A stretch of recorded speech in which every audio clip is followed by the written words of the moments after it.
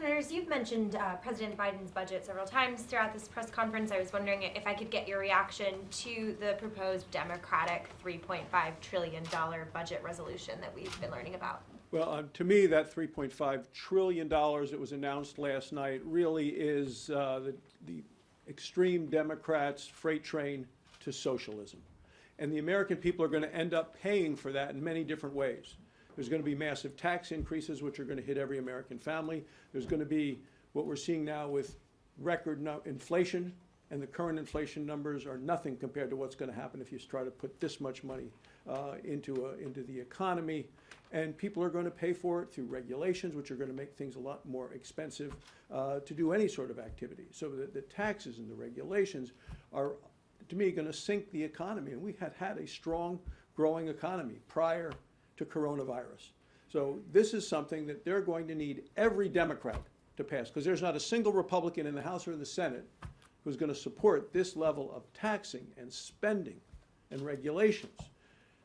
Remember, this $3.5 trillion is on top of the bipartisan effort on infrastructure that's ongoing right now for roads and bridges. This has nothing to do with roads and bridges. This is a massive expansion of health care in America, child care, the types of things that we're taking a look at here. It's the green bad deal, a lot of regulations related to that. So we're looking at a situation where they are proposing something, and it shouldn't surprise anyone, because Bernie Sanders has not hidden the fact that he is a socialist. He does want socialism in America. He is fully in on this, and the Democrats are proposing to spend money like it's monopoly money.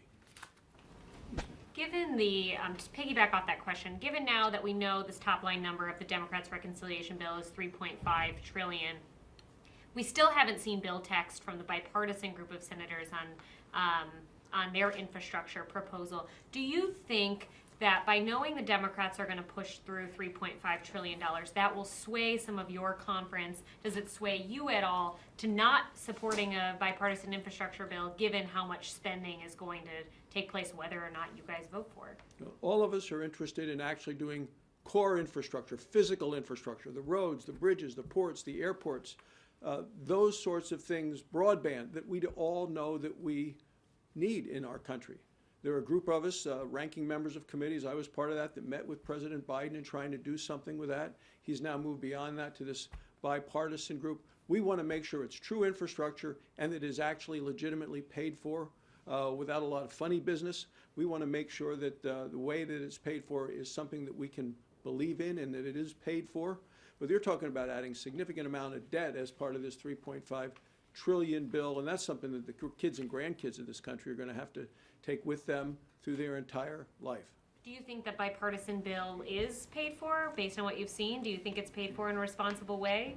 I think all of us on the Republican side have concerns about this concept of supersizing the IRS to investigate and go deeper into families and farms and small businesses in their efforts to try to gain more tax money. I think the American people, certainly in Wyoming, want to pay the taxes. They want to know what the right amount is, and a lot of times they have a hard time getting information from the IRS just so they can comply with the law.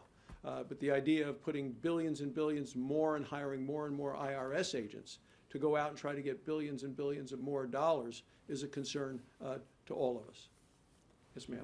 Yeah, Senator Schumer said that he was going to try and push for a vote on this bill before the August recess. Do you see that happening, and what would you and your colleagues need to see to support that plan? Do you have any of your part? Do you want to talk about the timing of because she had mentioned we haven't seen text yet. Well, first, with respect to pay-fors, we spent 2 hours together with the majority of the members on the group, and we're trying to come up with legitimate, sustainable pay-fors. That's what this process is about. It's going to take some time. With respect to timing, we can't create an artificial deadline for a highly complex bill.